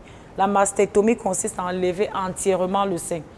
Donc il y a la mastectomie totale, c'est ce qu'elle a subi, parce qu'il y a aussi les mastectomies partielles, où on enlève une partie du sein. Mais chez elle, elle a eu une mastectomie totale avec curage ganglionnaire. Donc on a enlevé le sein et les ganglions acériés, qui sont des aisselles qui sont proches de ce sein-là. Malheureusement, malgré tout ce traitement, il y a eu un moment d'arrêt de traitement par défaut de moyens financiers. Pendant cette période-là, la tumeur, s'il y avait encore des restes de tumeur quelque part dans son organisme, cette tumeur s'est réveillée et a continué sa multiplication.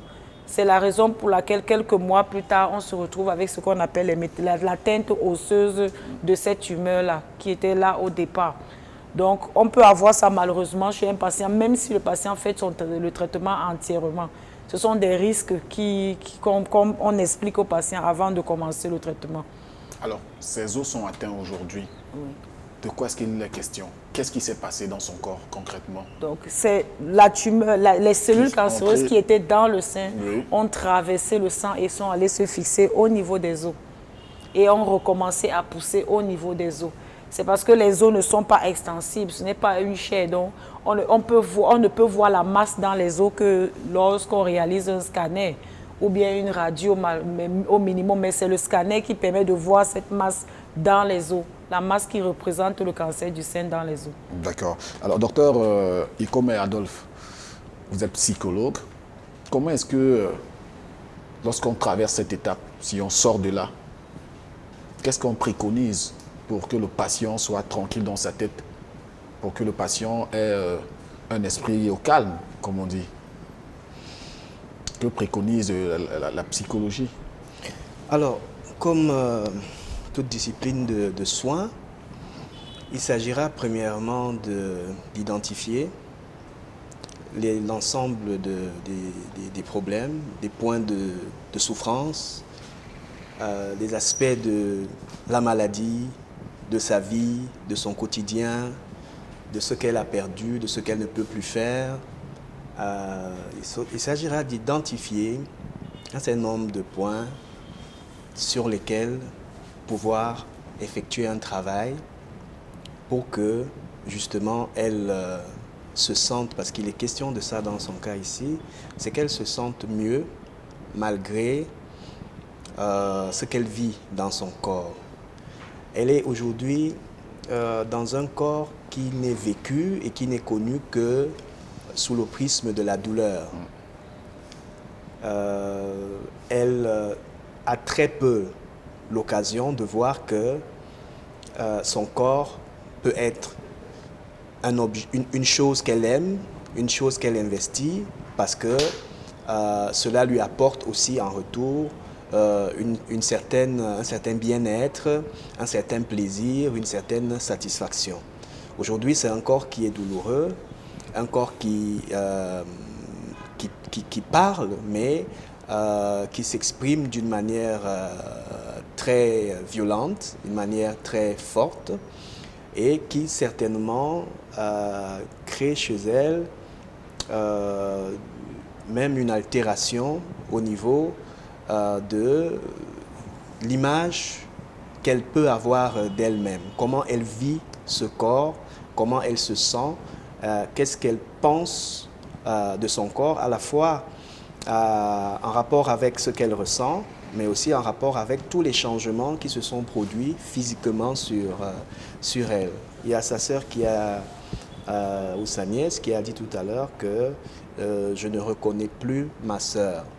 Hein, et ça, elle a exprimé, mais certainement, c'est quelque chose que la dame elle-même aussi, à un moment donné, a dû vivre, ou peut-être vit encore aujourd'hui, de ne pas pouvoir se regarder dans le miroir et dire je me retrouve, je me reconnais, c'est moi, hein, ce corps, il m'appartient, ainsi de suite. Donc il y a souvent comme une forme de dépersonnalisation, hein, c'est-à-dire que la personne va, en se regardant, avoir le sentiment qu'il ne s'agit pas d'elle, il s'agit peut-être d'une autre personne, un sentiment assez étrange quand elle se voit et qu'elle pense à comment est-ce qu'elle était dans le passé. D'accord. Oui, professeur. Oui, à la suite de la brillante intervention, je voudrais vraiment mettre l'emphase sur cet aspect fondamental du cliché de ce qu'a dit la sœur et de ce qu'elle-même a dit. Je crois que dans l'approche psychologique, elle semble être un peu nostalgique et passéiste. Oui. C'est-à-dire qu'elle fait une cristallisation ou bien une fixation sur son passé. Et je crois que la première cure psychothérapique devrait être l'approche d'abord de s'assumer elle-même. Donc de dire qu'on est, on grandit, on vieillit et on meurt. Donc le passé glorieux est, mais ce passé glorieux, on peut le rattraper ou alors il faut faire un passage vers la sortie. Donc je crois qu'elle doit avoir conscience de ce que le fait qu'elle a été pétillante, pimpante et mignonne, elle peut toujours le retrouver. Donc il ne faudrait pas qu'elle déprime, qu'il n'y ait pas de dépression à ce niveau. Donc qu'elle soit moins nostalgique, moins passéiste de ce qu'elle avait. Parce qu'en même temps, si elle ne fait pas confiance au traitement qui est administré, le blocage psychologique fait que le traitement ne peut pas faire l'effet. Et qu'elle puisse faire confiance donc à ce traitement pour dire je peux retrouver ma verve, je peux retrouver ma vigueur, je peux retrouver mon allure d'antan. Donc je crois qu'elle doit plutôt dominer ce sentiment-là, au lieu de rester sclérosée au fait qu'elle ne pourrait plus. Je crois qu'il y a ce blocage-là qu'il faudrait... Est-ce que la cellule familiale ne jouera pas un rôle essentiel? Qu'est-ce que la cellule Effectivement, le sens du message, c'est effectivement d'abord à l'environnement. C'est à eux de requinquer le moral du malade et de dire, tant qu'il y a la vie, il y a espoir. Et même peut-être dans l'approche de la simulation, de dire, ça va mieux. Mais or, si l'environnement est défaitiste, si l'environnement est pessimiste, alors je crois que là, il y a quelque chose qui ne va pas. Donc, il y a des éléments de langage qu'il faut, au plan psychologique, utiliser pour accompagner de tels malades. Et je peux vous faire la confidence, et tous les téléspectateurs peuvent l'assumer. Je crois qu'elle était la première à s'installer sur ce plateau. Oui. Et vous voyez qu'elle tient encore. Donc, qu'est-ce qu'il y a d'anormal ou bien qu'est-ce qui a diminué sur elle? Je crois qu'elle a encore toute sa vigueur, elle garde encore toute sa dignité de femme. Et c'est ce genre de message qu'on doit porter, et tous les téléspectateurs peuvent s'en rendre compte. Elle est avec nous sur le plateau du début de l'émission jusqu'à cet instant. Or, nous qui venons d'entrer, à peine changeons de position. Ça veut dire qu'elle a une force un peu plus relevée, un dynamisme un peu plus relevé que nous. Donc je crois que l'environnement, son entourage devrait avoir des éléments encourageants, des éléments requinquant son moral pour que la guérison et que le traitement ait une issue très favorable. Docteur, quelque chose peut-être? Oui, je voudrais juste dire qu'au niveau de la famille, parce qu'en dehors de la souffrance physique qu'elle décrit, pour laquelle elle demande de l'aide pour pouvoir reprendre son traitement, en dehors de ça, elle a évoqué aussi d'autres situations qui sont sources de douleurs émotionnelles et de souffrance pour elle. Le fait, peut-être par choix, pour protéger son enfant, que celle-ci ne soit pas à ses côtés. Et donc, il y a une séparation qui s'ajoute à la maladie.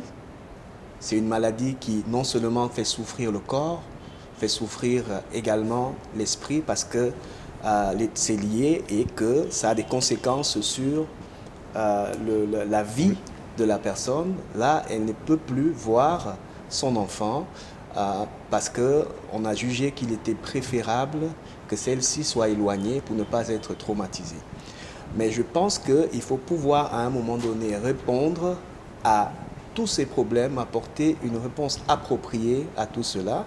Elle a décrié aussi le fait que certains membres de la famille qu'elle aurait souhaité voir à ses côtés semblent être distants ou semblent ne pas avoir une présence suffisamment satisfaisante pour elle. Donc c'était un appel de sa part à avoir plus de soutien également.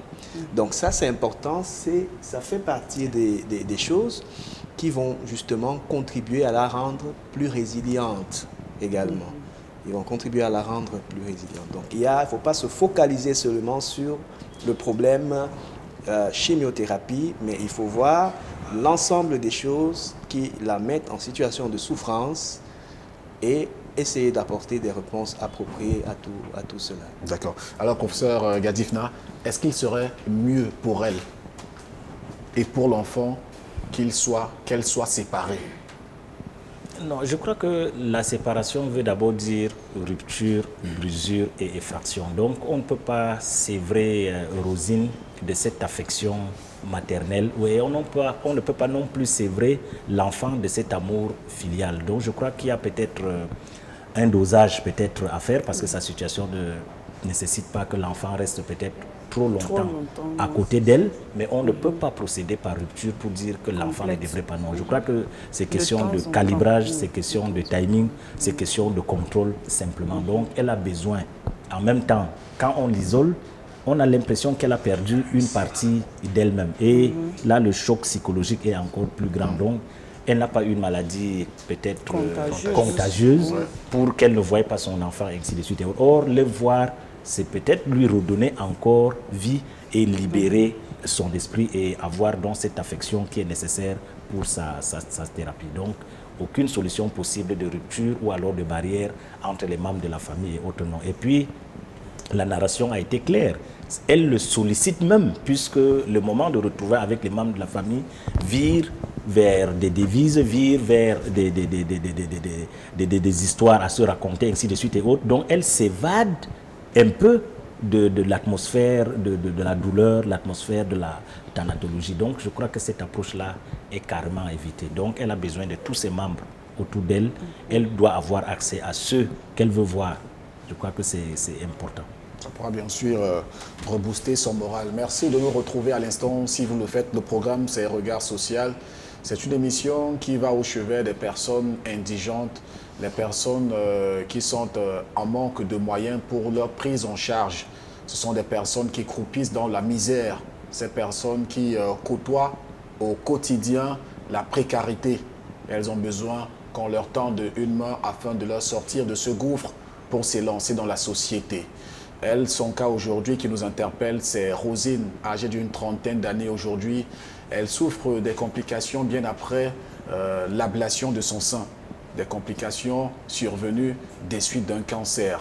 Et sur ce plateau, nous avons des spécialistes pour nous tenir la chandelle, nous éclairer sur ce que c'est le cancer du sein, ses complications, les prises en charge et un peu plus. Alors, docteur Taillou, j'aimerais qu'on arrive à cette phase qui est bien sûr bien plus déterminante pour elle que pour toutes les personnes qui nous regardent. C'est celle de savoir par quoi passe sa prise en charge. Dans sa prise en charge passe par le grand thème général qu'on appelle les soins palliatifs. C'est-à-dire, quand je dis palliatif, ça, beaucoup de gens ont aussi les idées néfastes, les mauvaises idées du mot palliatif. Palliatif, ça ne veut pas dire qu'on fait les soins d'accompagnement parce que vous allez mourir demain. Non. Palliatif, ça veut simplement dire qu'on vous rend le plus confortable possible, bien que la maladie soit toujours là. Et le palliatif, c'est pour toutes les maladies chroniques, c'est-à-dire les maladies qui vont durer, qui seront là pendant 1 an, 2 ans, 3 ans, voire toute votre vie. C'est ça qu'on appelle les soins palliatifs. Donc pour elle, vraiment, la solution, c'est les soins palliatifs. Et dans la globalité des soins palliatifs, on commence par tout ce qu'ils viennent d'évoquer. Ils sont vraiment les maîtres mots, la psychologie. Il faut absolument que tous les éléments sont au rendez-vous. La psychologie médicale, la psychologie clinique, la sociologie, la famille. En dehors de ça maintenant, il y a l'aspect physique, dont toutes les souffrances physiques est présente. La première grosse souffrance, c'est cette douleur liée à l'atteinte osseuse du cancer. Elle a bien spécifié qu'elle a eu la morphine. La morphine, elle a utilisé même le mot palier, le plus grand palier, le palier 3 de la douleur, c'est le plus grand palier. La disponibilité de la morphine, il faut absolument que la morphine soit disponible pour elle. Sous forme de sirop, c'est plus abordable, c'est plus moins cher, c'est plus accessible. Et c'est vrai, c'est les hôpitaux Bingo qui nous distribuaient la morphine en sirop. Et l'hôpital général, avant la crise du corona, on avait la morphine en sirop. Et c'est très efficace. On donne sous forme de dose. Si à 5 mg, ça ne vous va pas, vous allez à 10 mg. Et il n'y a pas de risque de dépendance avec la morphine en sirop. Le Skena, Acti-Skena, ça aussi c'est ado. Il y a les formules qu'on utilise toutes les 4 heures. C'est pour la morphine en comprimé à libération rapide. Et il y a les morphines en comprimé à libération prolongée qui peuvent être données soit une seule fois par jour, soit 2 fois par jour, soit 3 fois par jour. Donc avec elle, on va s'adapter à ce qu'elle tolère et ce qui diminue et voire faire disparaître la douleur entièrement. Et il y a le volet radiothérapie. Parce que cette atteinte osseuse nous oblige à utiliser une machine, la radiothérapie. Je ne sais pas si ces médecins lui ont déjà évoqué ça, mais à partir du scanner, on localise le point le plus douloureux et le point où il y a le plus de risque de fracture osseuse et on doit lui administrer la radiothérapie. C'est un traitement coûteux. Vraiment, ça, et ce traitement peut abolir complètement la douleur et consolider cette partie, la région de l'os qui a le plus de métastases en ce moment-ci. Donc, c'est un des traitements clés de sa maladie en cette phase-ci. Il y a aussi ce que nous on appelle les biphosphonates. Ce sont des médicaments qu'on utilise aussi pour consolider l'os et pour prévenir les fractures, pour aussi détruire même certaines cellules cancéreuses au niveau de cet os-là. C'est les chimiothérapies, c'est une chimiothérapie. Chimiothérapie, ça veut simplement dire qu'on administre des médicaments. Le mot chimiothérapie veut dire qu'on administre des médicaments, soit en comprimé, soit en injection. et on donne la chimiothérapie pour la tuberculose, pour le VIH-Sida. Donc ce type de maladie qui nécessite qu'on administre plusieurs médicaments plusieurs fois et a des séquences répétées. Donc la chimiothérapie, ce n'est pas pour tuer le malade. Parce que vous avez utilisé le mot, le médicament, c'est le médicament qui me tue. En fait, c'est le cancer qui est en train de tuer. Parce que le cancer envahit, invasif. Le mot invasif, ça veut dire ça envahit l'organisme et ça pas détruire les cellules normales. Ça, c'est le cancer qui est en train de courir dans votre corps pour faire tout ça. Le médicament chimiothérapie, c'est pour aller tuer les cellules cancéreuses. Le problème avec la chimiothérapie classique, parce qu'on a plusieurs types de chimiothérapie, les médicaments que nous, on a la possibilité d'administrer ici, qui sont moins chers pour nous, ce sont les médicaments qui vont aller détruire et les cellules cancéreuses et quelques cellules normales qui se divisent rapidement. La chance avec la chimiothérapie, le corps, l'organisme, la merveille que nous sommes, le développement de l'être humain, c'est que les cellules normales qui ont été détruites vont régénérer naturellement. C'est pour cela que vous avez dit qu'après 4 jours, vous commencez à avoir les signes et symptômes comme la diarrhée, les nausées, les vomissements. Mais après, ça s'arrête.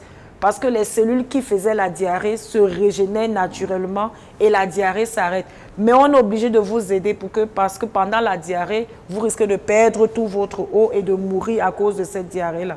Donc, on est obligé de vous demander de boire les médicaments antidiarrhéiques pour que ça coupe plus facilement la diarrhée et remplacer l'eau que vous êtes en train de perdre pendant cette diarrhée avec les solutions de réhydratation orale. Donc, pendant la chimiothérapie, on vous explique que ces effets indésirables peuvent arriver et voici les mesures à prendre pour aider son corps à combattre ces effets indésirables-là, pour que le corps se régénère naturellement, tandis que les cellules cancéreuses décèdent. Donc, chez vous, on pourrait être arrivé aussi à vous donner encore une chimiothérapie palliative. Ça pourrait être sous forme d'injection. Là, on discute avec vous à l'hôpital. Ça pourrait aussi être sous forme de comprimé. Il y a des malades qui prennent des chimiothérapies en comprimé pendant plusieurs années. Et ça aide à détruire la tumeur petit à petit, même si la tumeur est métastatique. Donc, ça fait partie d'un ensemble de traitements, en plus vraiment de ce que nos 2 confrères, les principaux, la psychologie qui sont là pour vous.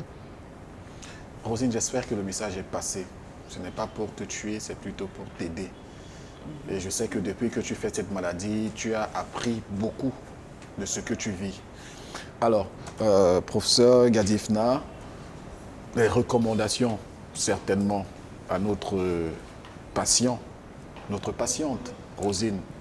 Oui, je crois que pour l'équipe d'accompagnement, je suis tout à fait d'accord avec ce que le médecin a dit. Je crois qu'elle a besoin d'une équipe pluridisciplinaire autour d'elle, parce que j'ai suivi os, ça veut dire orthopédique, j'ai suivi cancer, ça veut dire cancérologue, et puis psychologue, sociologue autour d'elle. Donc c'est une équipe, je crois, pluridisciplinaire qui devrait être dans l'équipe de traitement. Ça, c'est ce qui concerne les techniciens. Maintenant, à elle, je crois qu'elle doit garder le moral pour dire que le plus dur, c'est ce qui est passé, parce que la narration qui a été faite sur autant d'années et qu'elle ait encore cette énergie que nous avons depuis le début de l'émission, je crois qu'elle est assez forte et elle doit se dire le plus dur, c'est ce qui est passé et que tant qu'il y a cette vie, il y a encore espoir de survivre ou alors de retrouver sa verve d'antan. Maintenant, pour son environnement au niveau de la famille, c'est effectivement avoir un langage qui puisse requinquer le moral de la patiente pour lui redonner goût, pour lui redonner vie, ou alors pour accentuer, parce que redonner suppose même qu'elle a perdu. Or, dans le cas d'espèce, elle n'a rien perdu. Donc, je crois qu'elle mérite l'accompagnement de toute la famille.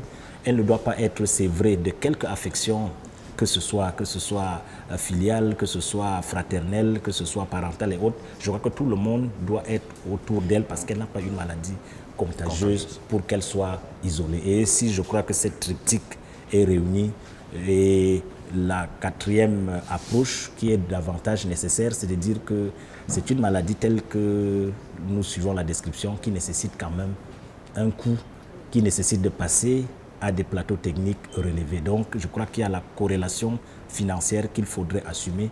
Et comme je l'ai dit à l'entame, le cas de Rosine est peut-être atypique, s'il n'est pas spécifique ou bien singulier, pour dire toutes les femmes en cette période de carême surtout devraient se sentir interpellées par le cas de Rosine pour dire c'est l'occasion d'offrir le fort de carême pour donner tout ce qu'on a, si ce n'est que l'approche financière ou économique qui devrait sauver Rosine. Donc toutes les femmes devraient se sentir solidaires, mais en prime d'abord les hommes pour dire que la femme c'est notre sœur, c'est notre épouse, c'est notre fille, ou alors que nous ne sommes que les produits, nous ne sommes que les dérivés d'une femme, donc tous les deux hommes devraient également s'allier. Donc je crois que la générosité ne devrait pas souffrir de quoi que ce soit pour qu'on arrive à relever le défi de cette chaîne de solidarité que vous clamez à tout vent. D'ailleurs, vous m'ouvrez une brèche pour inviter ces personnes qui nous regardent au travers de leurs petits écrans de télévision d'agir, de réagir, de surtout relativiser, être dans la peau de Rosine ou alors d'une de vos sœurs si c'était son cas. Que ferez-vous? Une personne qui a dû user de toute l'énergie qui lui reste encore pour arriver jusqu'ici, pour appeler à l'aide, vous dire, venez-moi en aide, je suis en train de mourir à petit feu. Je crois que c'est le moment de témoigner notre amour envers le prochain, de réagir si jamais nous sommes chrétiens. Alors, et surtout de se dire qu'il y a quelque chose d'éternel ou bien de sempiternel, sauf apprendre peut-être ceux qui nous suivent en direct ou bien à la maison, de dire qu'on n'a enterré personne avec un compte bancaire ou avec des ressources. Donc, les ressources que nous avons sont faites pour régler les problèmes de la vie et davantage pour régler les problèmes de cette nature-là. Donc, nous ne devrons pas tergiverser sur les moyens que nous avons. Donc, nos comptes bancaires, tout ce que nous avons, c'est pour régler les problèmes de la vie. Nous ne mourrons pas avec ces ressources. Et donc, que ce soit ceux qui baignent dans l'opulence suprême ou ceux qui sont dans l'approche de la précarité, nous tous nous sommes interpellés par ce cas, parce que tout ce que nous avons, c'est pour gérer les choses de la vie et en prime ces genres de situations. Et cela passe bien sûr au travers de nos canaux téléphoniques qui sont affichés au bas du petit écran. Vous envoyez votre contribution, votre don de générosité à ces numéros en précisant que c'est pour le cas de Rosine. Alors, docteur Adolphe, qu'est-ce qu'on se dit au vu de ce cas? Quel est le message que vous délivrez? Alors, le mot-clé, je pense, c'est l'accompagnement pluridisciplinaire, mais avant ça, la concertation.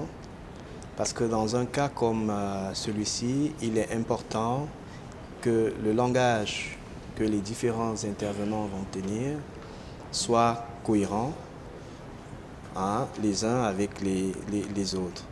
Je suis heureux de voir que le médecin sur le plateau ait voulu apporter quelques clarifications sur les objectifs du traitement médicamenteux au moment où nous sommes rendus, qui semblerait-il aujourd'hui serait plus d'améliorer le vécu, le ressenti physique de la patiente. Et ça, je pense qu'il est important que même pour elle, dans sa tête, elle puisse intégrer également cet aspect des choses. C'est ça qui va permettre même à l'accompagnement psychologique de se focaliser sur le réel problème, sur la situation réelle. Parce que pour le moment, il me semble que nous ne sommes pas encore sur la situation réelle, tout à fait. D'accord. Docteur Taillou, quelque chose avant de passer à d'autres éléments de cette émission? Je voudrais, à la suite des psychologues, interpeller vraiment toutes les populations au dépistage, surtout le dépistage des maladies du sein. Donc vraiment, qu'on ressente la boule ou pas, comme on a dit au départ, il faut arriver à l'hôpital et pouvoir se faire examiner les seins par un professionnel de santé pour qu'on vérifie s'il y a éventuellement un problème au niveau du sein et que les mesures de traitement soient faites vraiment rapidement. Et pour ce qui concerne Rosine, il y a les soins palliatifs, c'est ce qui reste à faire quand il n'y a plus rien à faire. C'est un traitement, un ensemble de traitements qui mobilise vraiment toute la communauté médicale.